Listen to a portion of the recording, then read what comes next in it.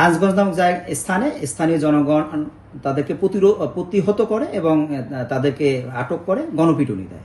সকালে আরেকজন ডাকাতকে আমরা ঘটনাস্থল থেকে আমরা আটক করি এবং আরো একটি অস্ত্র জব্দ করি। এখানে আমরা একটি কাটা রাইফেল পেয়েছি এবং আজকে সকালে আরেকটি অস্ত্র পেয়েছি, সেটা শটগান। এখন পর্যন্ত আমরা 3 জন ডাকাতের নাম পরিচয় শনাক্ত করতে পেরেছি। মাদারীপুরের কালকিনি থানাধীন রাজারচর নামক স্থানে ডাকাতির প্রচেষ্টা হচ্ছে এবং এখানে স্থানীয় জনগণ ডাকাতদেরকে প্রতিরোধ করছে।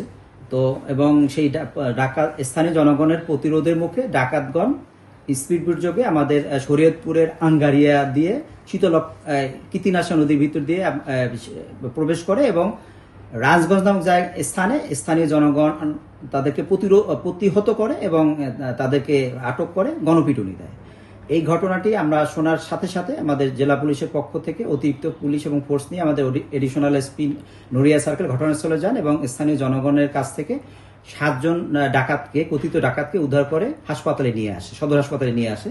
তো সদর হাসপাতালে নিয়ে আসার পরে 2 জন ডাকাত মৃত্যুবরণ করে মর্মে পুলিশ মেডিকেল রিপোর্টে জানা যায় এবং বাকি 5 জন ডাকাতকে আমরা তাৎক্ষণিকভাবে ডাক্তারদের পরামর্শে ঢাকা মেডিকেল কলেজে প্রেরণ করি এবং ওই ঘটনায় পরবর্তীতে আমরা ওই রাতেই তাৎক্ষণিকভাবে একটি কাটা রাইফেল উদ্ধার করি এবং আজ সকালে আরেকজন ডাকাতকে আমরা ঘটনাস্থল থেকে আমরা আটক করি এবং আরো একটি অস্ত্র জব্দ করি। তো এই ঘটনায় আমাদের আইনানুগ ব্যবস্থা গ্রহণ প্রক্রিয়াধীন রয়েছে এবং আমরা এই ডাকাতদের বিরুদ্ধে আইনানুগ ব্যবস্থা গ্রহণ করব। এবং একটি বিষয় জানিয়ে রেখি, সেটা হলো যে আমরা যেটা জানতে পেরেছি এখন পর্যন্ত যে এই ডাকাতরা আন্তজেলা ডাকাত দলের সদস্য এবং ডাকাতদের বিরুদ্ধে একাধিক ডাকাতি এবং হত্যা মামলা রয়েছে মর্মে আমরা জানতে পেরেছি। দেখুন, এখানে আমরা একটি কাটা রাইফেল পেয়েছি এবং আজকে সকালে আরেকটি অস্ত্র পেয়েছি, সেটা শটগান অর্থাৎ বড় অস্ত্র। আমরা প্রাথমিকভাবে যেটা জানতে পেরেছি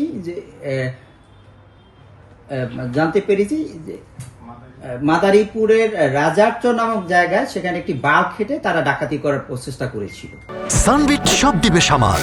সানবিট ম্যাজিক প্রেস ডিশওয়াশিং এর মাথা ঘোরানো সলিউশন। দেখুন, আমাদের তদন্ত এখন পর্যন্ত প্রাইমারি পর্যায়ে আছে এবং আমরা এই আরো কোনো অস্ত্র আছে কিনা অথবা আরো কোনো ডাকাত কোথাও লুকিয়ে আছে কিনা এই বিষয়ে আমাদের আমরা তাদের খোঁজা অব্যাহত আছে এবং আমরা যদি এগুলো পেয়ে থাকি তাহলে সেই আইনানুগভাবে যেটা আমাদের করণীয় সেটা আমরা করবো।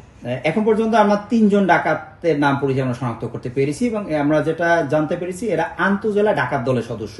যেমন একজন ডাকাতের বাড়ি মুন্সিগঞ্জে, একজনের মাদারীপুরের শিবচরে এবং একজন ডাকাতকে আমরা পেয়েছি কুন্ডেরচরে, শরীয়তপুর কুন্ডেরচরে। মামলা গ্রহণ চলমান আছে, প্রক্রিয়া চলমান আছে।